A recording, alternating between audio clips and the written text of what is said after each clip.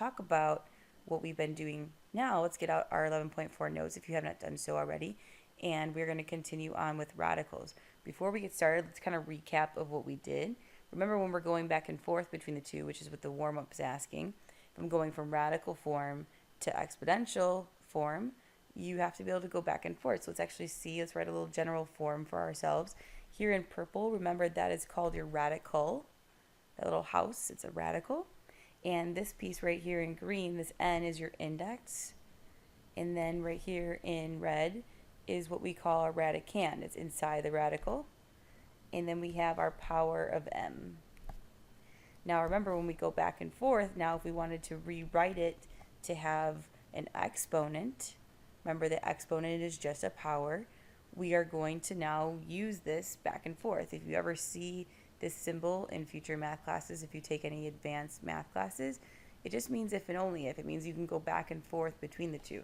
So again, we're going to write out our base as our first part here of our exponential form, and that n becomes the bottom of your fraction in your power, so it's the denominator, and then that m value, that power, is the numerator of the fraction. So again, we're going from radical form to exponential form, and you can go back and forth between the two. So for the warm-up, it looks like we are in exponential form and we want radical form. So let's go ahead and go back and forth between the two. Remember, I'm going to kind of piece this together here. This 9 is going to be that a value in our radical, and then our denominator here is that n value, that index, and then here on the top is that power. So now let's go ahead and rewrite this in radical form. So same situation here. I'm going to have my radical, and that index is going to be 5 because that's the denominator of our exponent. And then that 9 is going to be that radicand inside the radical, and that 2 is still going to be that power. Now technically we can simplify this a little bit further because we all should know that 9 squared is 81. So our final answer here is the 5th root of 81. Now I challenged you yesterday to say this in English, okay? Because when you are listening to me teach, or if you're talking to someone about math, then you have to be able to say it correctly, because most of the time the problem is that people don't know how to say this. I commonly hear like the square root 581, like that doesn't even make sense. So make sure that you are saying it correctly. This means the 5th root of 81. That index becomes that 5th root of 81. All right, let's do it again. So here, when we again are going to convert to radical form, I'm going to prepare my radical. This piece right here, this bottom, is going to be our index of 2. This piece right here, this 3x, is going to be that radicand, which is that inside. And it's all going to be raised to that first power. But remember, technically, you really don't need that 1 because anything to the first power is itself. So we can actually just erase it. Now, again, you can keep it in there. That's fine, not a big deal. But this would be our final answer. And again, how do we say that? The square root of 3x. Okay, now remember, a square root can also look like this. So if you wrote it this way, that's fine too. Now let's do the reverse. We'll start with the radical and then go to our exponential form. So remember that this piece here is going to become that numerator in our exponent. I'm going to highlight here so you can see all the pieces. I'm going to highlight them back up here just so that you know how they go back and forth. So I'm going to start with that base of 11. I'm going to go up to my exponent, or the power. It's going to be to the 4 over 3 power. Should put that in green so that you can correlate it together. Okay, so this again, if you read it in math, it's 11 to the 4/3 power, or 11 to the 4 over 3 power. Okay, if you don't say the power, I really don't know what you're talking about. If you're just saying 11 4/3 or 11 to the 4/3, I really don't know what you're saying. But if you say 11 to the 4/3 power, that actually makes mathematical sense. So please try your best to start using the math language and getting used to it, because then you'll start understanding the lessons a lot better. When I say something, then you will understand it in your brain because, again, you know the math language. So keep trying that out. Now, this piece, I will say be careful because they're all under the radical here. So the 7's under the radical and the x cubed is under the radical. So be very careful here. So I'm going to group them together for this situation just to help us out. Remember, when we're going back and forth, I'm going to highlight the pieces to help you out.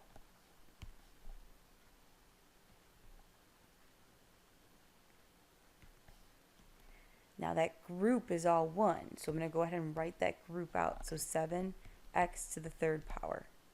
Now you have to be very careful. This is a very kind of tricky question here. The 7x cubed is all raised to that 1 power because there's really nothing going on there. And remember that this index is secretly a 2 because you say the square root. There's no such thing as the first. That said, I have the whole thing raised to some power. Well, we're going to use that 1 on the top and we're going to use that 2 on the bottom. And I always try to tell you guys that if you have something as nice as this, like 1/2, that's just a square root. And this is our final answer. Again, that makes sense because technically what we learned yesterday is that 1/2 distributes to both of them. So that's telling me that I have the 7's under the radical too, and that is what is going on here. The 7 also is under the radical. If you just wrote it this way, which a lot of people do, if you wrote this 7x to the 3/2, you're telling me that this 7 is not under the radical, but it is. So make sure you're very careful on those types of problems. So this is going to be our final answer here. Okay, now we're going to take a second and we're going to list all of the perfect squares and all of the perfect cubes. This will help us in the long run if you're trying to find an easy way to do what we're doing. Perfect squares is just like a number squared. So I'll actually write a number squared. So what's 1 squared? It's 1. What's 2 squared? It's 4. What's 3 squared? It is 9. What is 4 squared? 16. 5 squared? 25. Again, if you need a calculator, you can go ahead and do so, but I always challenge yourself to try to do it mentally before you check with your calculator. It's only going to help your brain. It's only going to get you better at math if you try it first. 6 squared, 6 times 6 is 36. 7 squared, which is 7 times 7, which is 49. 8 squared, which is 8 times 8, which is 64. 9 squared, which is 9 times 9, which is 81. Getting a little harder here. 10 squared is 10 times 10, which is 100. 11 squared is 11 times 11, which is 121. Then we have 12 squared, which is 12 times 12, which is 144. Again, we're getting a little challenging. 13 squared, which is 13 times 13. Again, you can always go off to the side and you can figure out what 13 squared is in your calculator and tell me it's 169. Go ahead and try 14 squared. 15 squared is 225. Again, not going to ask you to memorize it. Now let's do perfect cubes, which is a number to the 3rd power, which means you're multiplying it by itself 3 times. So 1 cubed is 1 times 1 times 1, which is 1. 2 cubed is 2 times 2, which is 4, times 2 one more time, which is going to get me 8. Here I'm going to have 3 cubed. And again, you can always check in your calculator if you want to, but definitely push yourself. 3 times 3 is 9. 9 times 3 is 27. 4 to the 3rd power. 4 times 4 is 16. 16 times 4 is 64. Again, you can always check in your calculator. And then we have 5 cubed. 5 times 5 is 25. We need one more. So 25 times 5 is going to get me 125. Always check in your calculator to make sure you're doing it right. And we are. Then we have 6. So this is where it gets a little challenging. So go ahead and take a second and see if you can tell me what the rest of these are. Okay, so those are our perfect squares, and these are our perfect cubes. Write each radical by extracting all possible roots and write the final answer in radical form. Now that word extracting, a lot of people get confused. What is that? That just means take out all of the perfect squares, perfect cubes that you can outside the radical so that it's no longer under there. And if there's anything left over, go ahead and keep it inside. So let's do one together. A lot of people last year, from what I was told, break down into the factor tree, and that's fine. Remember, factor trees are just getting it to the lowest prime number, but I always try to recommend finding perfect pairs. In this situation, we have an index of 2. Hopefully you knew that. Square root's 2. That means I'm looking for groups of 2. So I'm going to circle groups of 2 and bring them outside the radical, and whatever is left over, we're going to keep inside. So what I'm going to do is I'm going to do 4 times 5.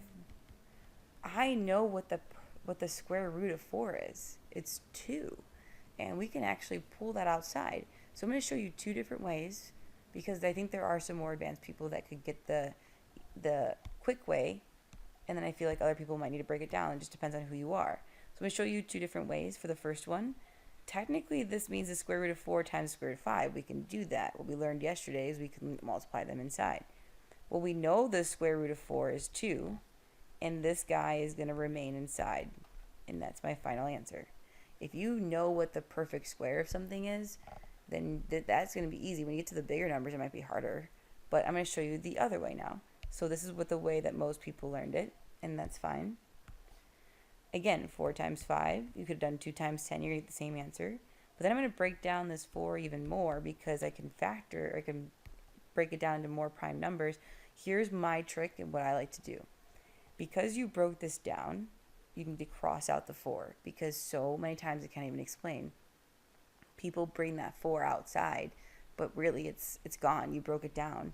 So I have one group of 2 because that's what I'm looking for. I have my index of 2. That's why I have a friend. I can go outside the house and play. I have a pair. Or I have 2 pairs of shoes. I can now go running outside the house. So I'm going to go and bring that 2 on the outside of the house.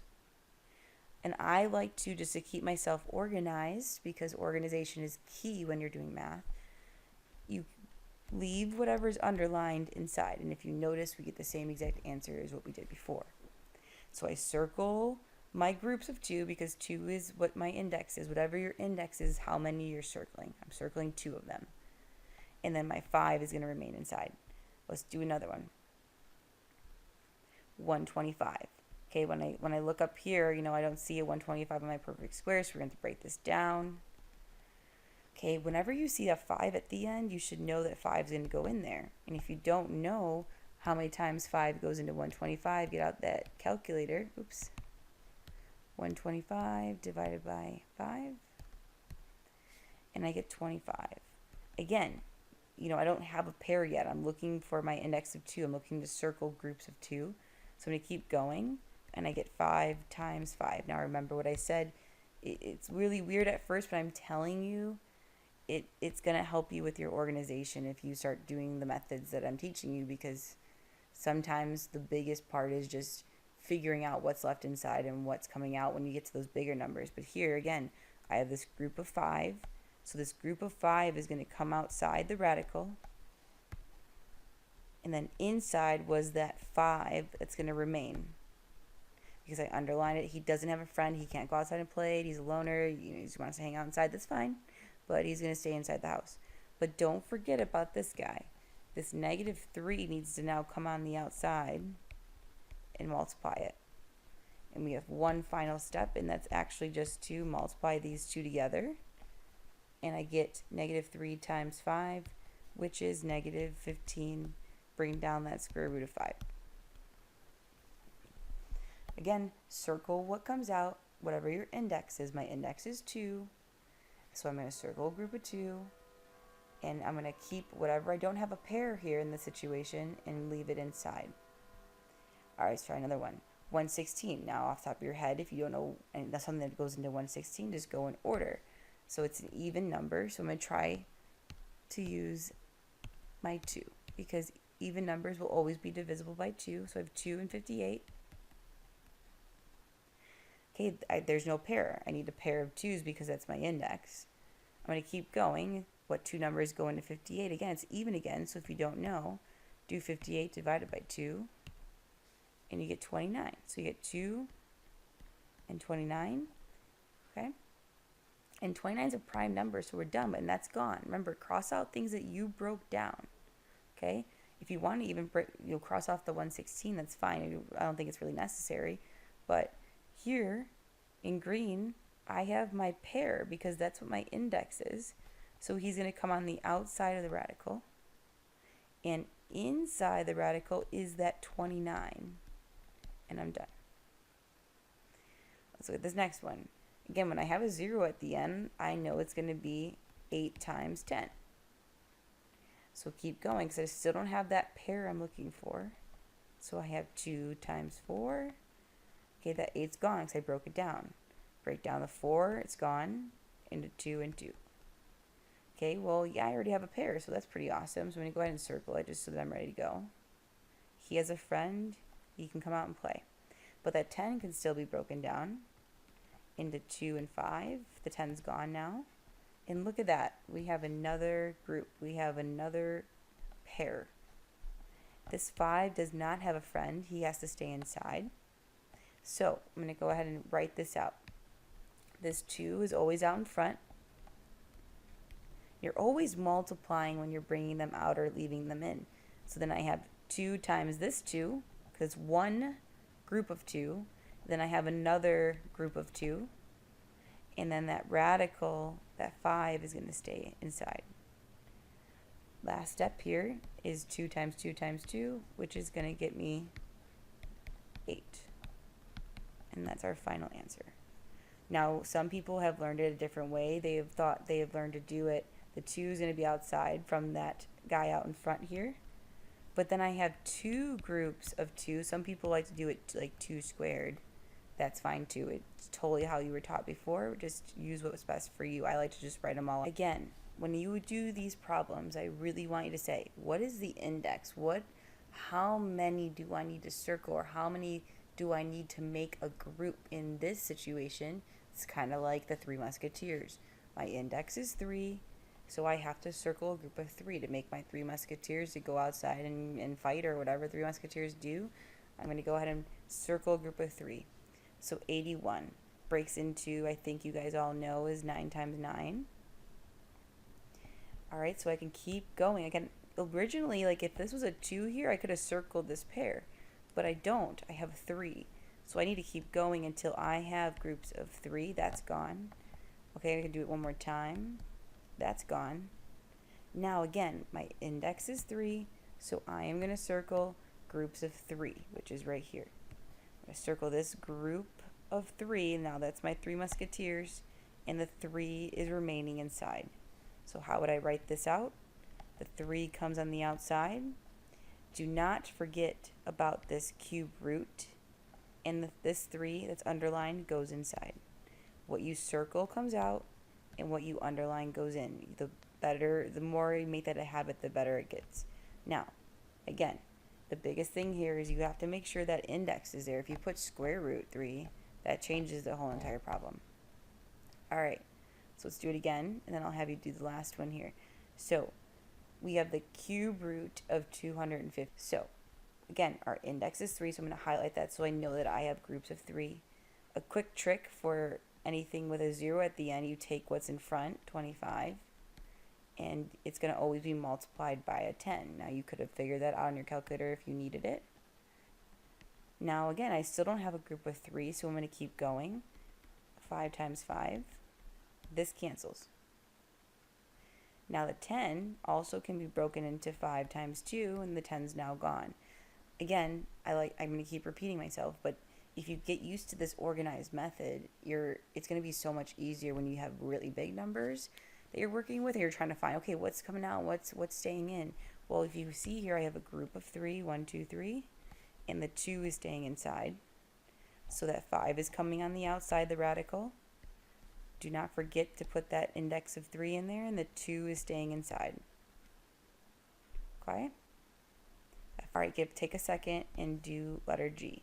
Okay, hopefully you were able to do this. So this is where I was at. My index is 3. So I have a group of 3 that's going to come on the outside. You have one group of 3. That's why there's only 1, 2 coming outside. That radical 3 here, that cube root stays the same. And this 2 goes inside, and that's our final answer. So hopefully that is what you got. Okay, and this says rewrite the radical extracting all possible roots. Rewrite the final answer in radical form. Okay, so in this situation, we're now working with variables, which can be easy or can be tough. You just got to be careful with it. Remember, you're always going to see what your index is. It's your first step in any time you're trying to simplify or extract any kind of root. Or extracting just means pull out all the perfect squares that you can, or the perfect cubes in this situation. Sometimes it could be the fourth root, which we see in letter F, but let's go ahead and start to do these. I will say that there is a rule, and when we're working with variables. When we're working with variables, there's this thing called the absolute value, which I think you guys have learned in the past. Absolute value were those 2 parallel lines like that, those 2 straight lines. This means absolute value. Now that just means it's absolutely positive. Absolutely positive. So we actually have to do this when we're doing it, because if you remember, we talked about this in the past. You can't have certain numbers underneath our radical. We can't have certain numbers underneath this radical. And if you remember that from chapter 4, or what we talked about a little bit ago when we did the inverses, we restricted that domain, we have to not have negative numbers in the radical. And that's why we must put absolute values in certain situations. So I'm going to make a little note here. When your index is even and your result, whatever you pull out, is an odd power, you have to have those absolute value signs. Okay, and I'll explain that in a second. So this is very important, highlight it. Absolute values, you must include them on the variables for the most part. If the index is even, which in this situation it's even, in this situation it is, this one, because they're all even indexes. They have an index of 2. And when you pull something out, you do it. You're the one pulling it out by extracting it. You have to put these absolute values because it's 2 in the situation. You should know what the square root of 16 is, but if you don't, try to break it down, 4 and 4. In the moment you have a pair, you can circle it. And there's no numbers remaining. So let's go ahead and pull that on the outside. It has no longer, once you extract it, you pull it out of the radical, it no longer has a house. It no longer has a radical symbol.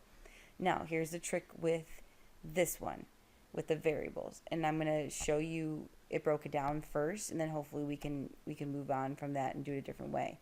Technically, I have 6 x's, right? I have 1, 2, 3, 4, and 5, and 6. So look at this. I have 1, 2, 3 groups. 1, 2, and 3. I have 3 groups of x's.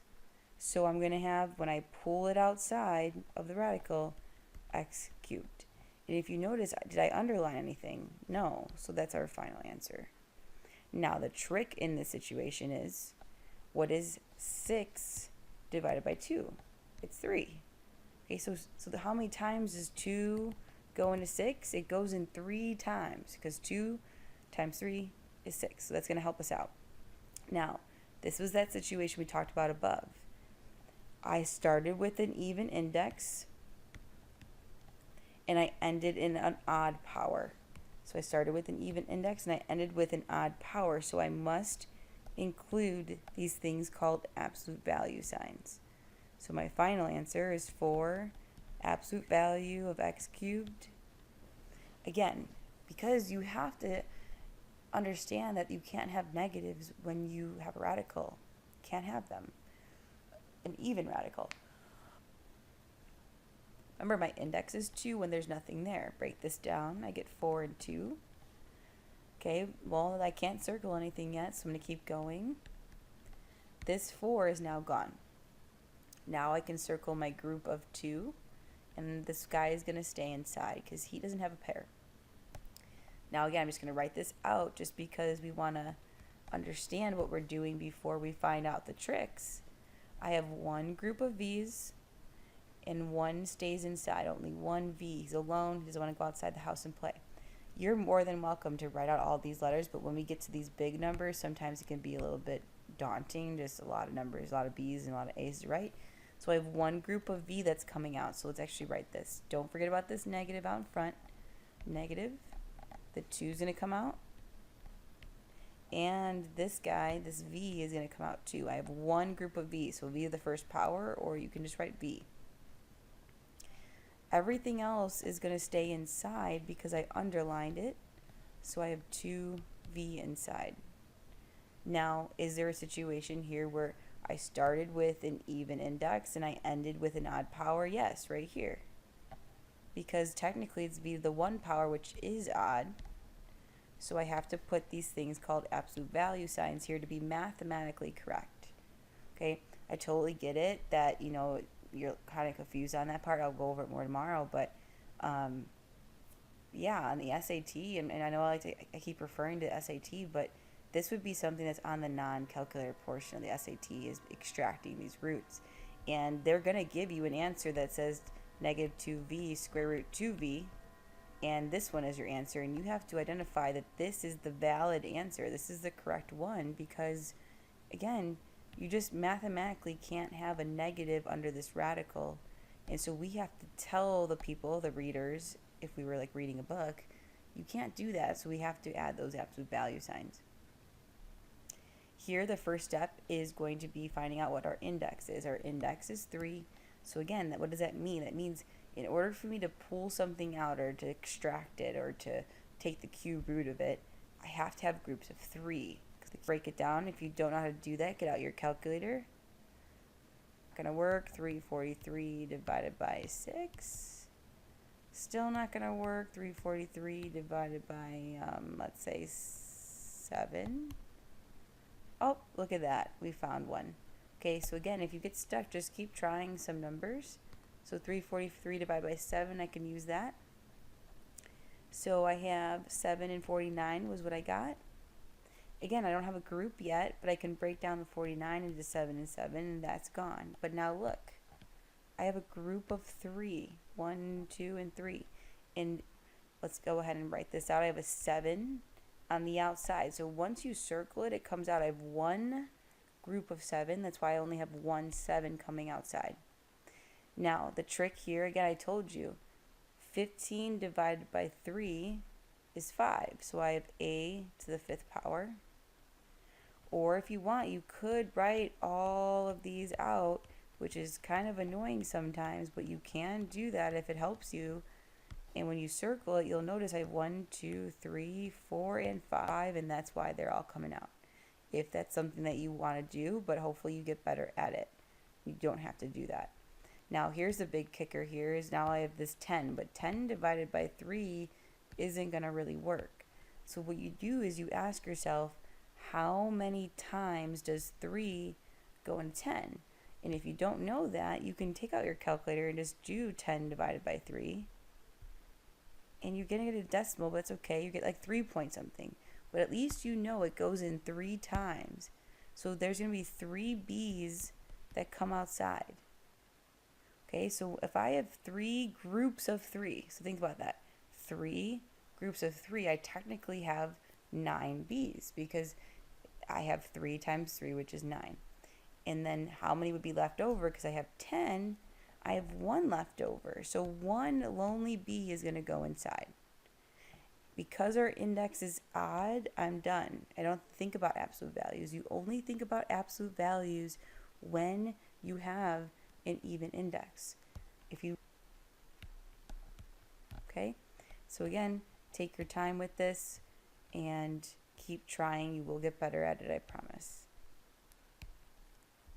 All right, moving on here. I want you to go ahead and try D. Remember, the index is 2. Okay, go ahead and take your time and do that one.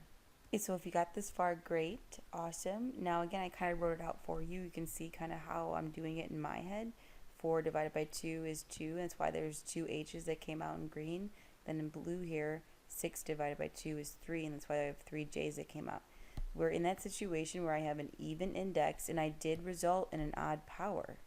Or the power is just the exponent. So what must I have? I must have absolute value signs. And I'm done. Nothing stayed in. Now, if you got stuck with it, again, you're more than welcome to write them out. I have, okay. All right, same thing here.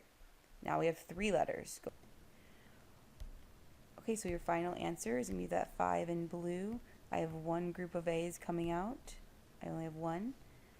I have 1, 2, 3, 4 B's coming out. And I have 1, 2, 3, 4, 5 C's coming out. I do have an even index, and I have odd powers. So I'm going to go ahead and circle that answer. You could rewrite it so that it's easier to read. I could write it with 5B to the 4th, and that A and C to the 5th can go inside. Either one works. I like this one personally because it looks prettier, because this one kind of looks sloppy. Either one works. Now, this one, our index is 4. It's okay, but remember what that means. I have to circle groups of 4 in order to come outside. Perfect fourths, okay, 4th roots. So let's go ahead and break this down together. 9 times 9, which then gets me 3 and 3, that's gone. Breaks this down, 3 and 3, that's gone. But look, I have a group of 4. I have 4 3s, that's what I want. I want a group of 4, and that's why it comes outside. Now, how many times does 4 go into 5? 1 time, right? Because I can only pull out, I only have 5 X's, but I need to circle groups of 4. So think in your head, only 1 group's going to come out. And that's why I have X to that first power. You can leave the 1 off if you want. Then you can ask yourself, this one's easier, because what is 12 divided by 4? And how many times does 4 go into 12? 3 times. So I have Y cubed. Okay? Now, we still have a radical because there was something left with our x's. Because look, how many times does 4 go into 5? 1 time. That means only 4 of them are claimed. 4, because it's a group of 4 that came out. So there's 1 left inside. Again, if you want to break it down, 1, 2, 3, 4, and some odd powers here. So I need those absolute value signs. Okay, so yes, I know this can be challenging, but the more you practice, the better you will get. This, don't make it more complicated than it is. You have 1 group to the 9th power, which means I have 9 of these. Well, 9 divided by 3 is 3. 9 divided by 3 is 3. So I have x plus 3, all is 1 group. 9 divided by 3 is 3, and that's my final answer. I started with an alright, remainder, last one here, so please go ahead and take a second and do this one, because technically our square root here has a 2 index. How many times does 2 go into 2? 1 time, because 2 divided by 2 is 1. So I have x plus 3 all to the 1 power. Now, you don't have to write that because 1 power really doesn't mean anything. However, when I have a 1 power, that's odd, right? And I started with an even index, so I gotta use those absolute value signs. Whenever you start with an even index and you end with an odd power, you have to use absolute values because we can't have negatives underneath the radical, or technically, square roots will never produce a negative number. You can't take the square root of anything and get negative unless you have imaginary numbers, which I know you all don't want to get back into, which we did in chapter 4. Okay? So take your time when you do these, please. Take your time. Make sure you're super organized and you're crossing things out that you can, and you're underlining things that stay inside. You have the remainder of the period to go ahead and complete your homework. I hope you have a wonderful day, and always be kind and smile.